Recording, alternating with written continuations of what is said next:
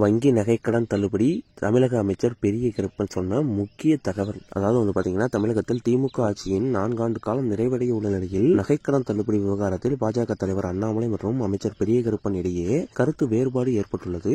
திமுக தேர்தல் வாக்குறுதிகளை நிறைவேற்ற தவறிவிட்டதாக அண்ணாமலை குற்றம் சாட்டிய நிலையில் அமைச்சர் பெரிய கருப்பன் ஏற்கனவே ரூபாய் 19,878 கோடி கடன் தள்ளுபடி செய்யப்பட்டுள்ளதாக குறிப்பிட்டுள்ளார். 2021ஆம் ஆண்டு நடைபெற்ற சட்டமன்ற தேர்தலின் போது திமுக பல்வேறு வாக்குறுதிகளை கொடுத்திருந்தது.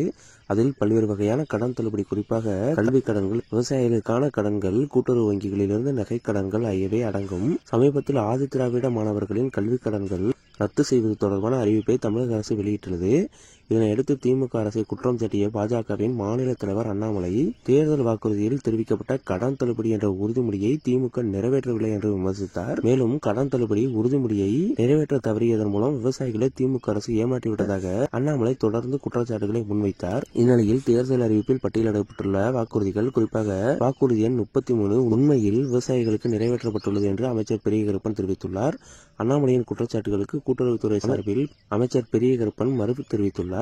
கூட்டுறவு வங்கிகளில் 5 பவுனுக்கு குறைவாக நகைகளை அடகு வைத்தவர்களுக்கு ரூபாய் 5,013 கோடி நகை கடன்கள் மற்றும் ரூபாய் 12,110 கோடி பயிர்க்கடன்கள் தள்ளுபடி செய்யப்பட்டுள்ளதாக அவர் சுட்டிக்காட்டியுள்ளார். மேலும் மகளிர் சுய உதவி குழுக்களுக்கு கூட்டுறவு வங்கிகள் மூலம் வழங்கப்பட்ட 2,755 கோடி கடன்களும் தள்ளுபடி செய்யப்பட்டுள்ளதாக பெரிய கருப்பன் குறிப்பிட்டுள்ளார்.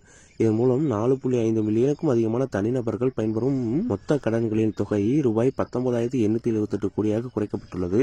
இந்த வாக்குறுதிகள் அனைத்தும் தேர்தல் பிரச்சாரத்தின் போது அளிக்கப்பட்டவை என்றும் திமுக அரசு பதவியேற்றதிலிருந்து இவற்றை நிறைவேற்றி வருவதாகவும் பெரிய கருப்பன் தெரிவித்துள்ளார்.